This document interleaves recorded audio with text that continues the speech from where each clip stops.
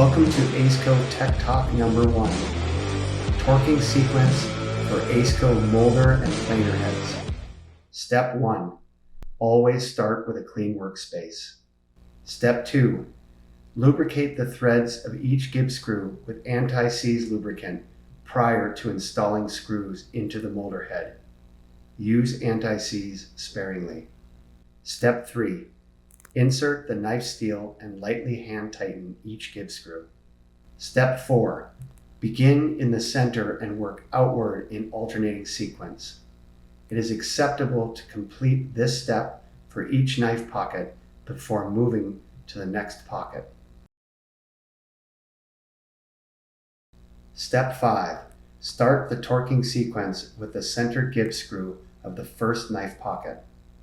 If there's an even number of Gibb screw holes, choose either the left or right hole from the center of the head.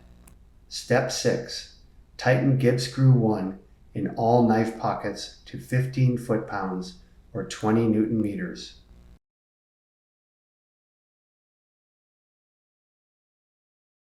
Step 7, tighten Gibb screw 2 in all knife pockets to 15 foot-pounds or 20 Newton meters. Follow the same procedure for the remaining Gibb screws, working outward in alternating fashion.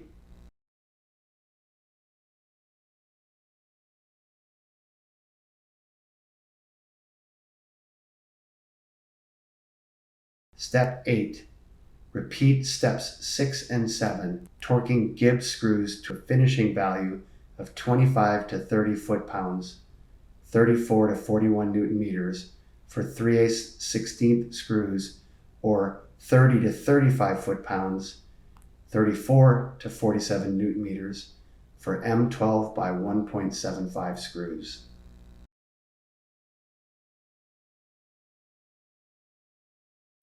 Step 9. Gibb screws are loosened in the reverse order of assembly, starting with the outermost Gibb screw. Loosen the outermost Gibb screw in each knife pocket before moving to the next sequence, working inward in alternating fashion.